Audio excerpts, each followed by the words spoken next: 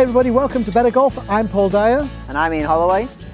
Ian, we have, obviously the biggest thing in golf is now Mark Brody's books come out and so forth. Everybody wants to hit it longer, but not all of us spend all day in the gym pumping weights to get our club head speed up, but that's not what it's all about, right?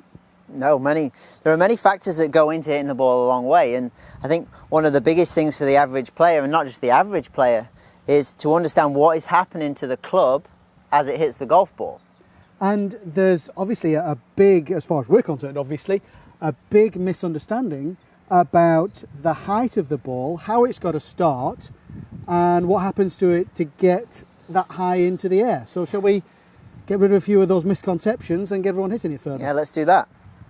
So I think one of the biggest things is we need some launch on it. We need some hang time, as people would say. Is that if you see the long drive champions, you can only hit the ball a long way if the ball's in the air a long time. It's pretty logical, really. So in order to do that, I think what we see a lot of the times is they set up to the ball poorly. They set up more like an iron.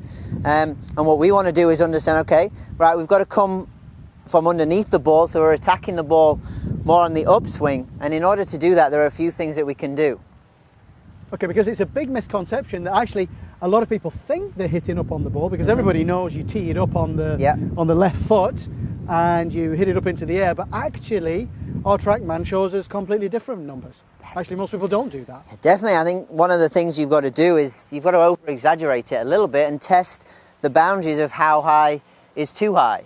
And we really want to make sure that the ball is teed up really, really high. That's the first point. The average amateur is a little bit nervous, so to say, that they tee up too high and they might hit that sky shot where they can literally catch the ball. I've just seen on your driver, Ian, that there's a couple of sky marks on that too. This might be yours, Paul, actually. So number one is we want to tee the ball up really high.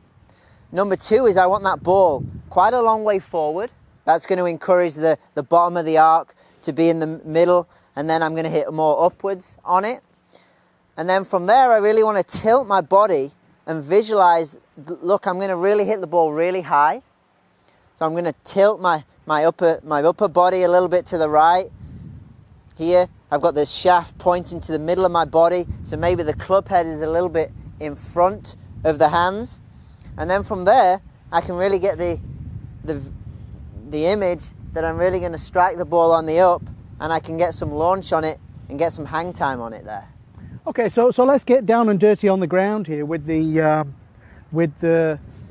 club head, because you talked about that people having issues with skying it and so forth, and we obviously see a lot of people pushing the tee way down in the ground, and you've got it teed up pretty high. Yeah. So let's have a look at so one of the things we're talking about there. One of the things that's written quite a lot is the ball should be only half the height above the club head, and I think for me, one of the biggest things is really to understand that you really want the ball a whole ball ahead or above the club head there.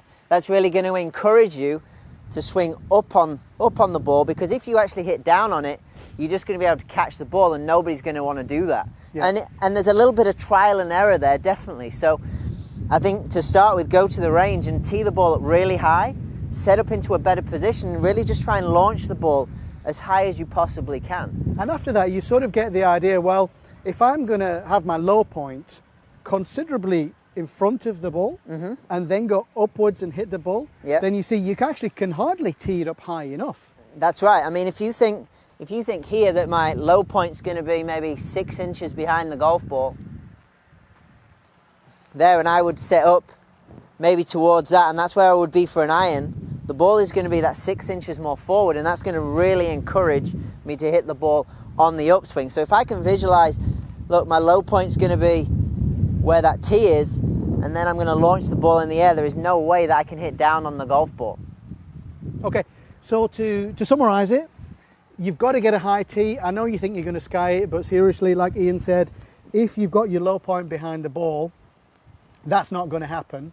And secondly, if maybe you want to do that setup again, really important in our opinion to make sure you do have the ball position opposite your left heel.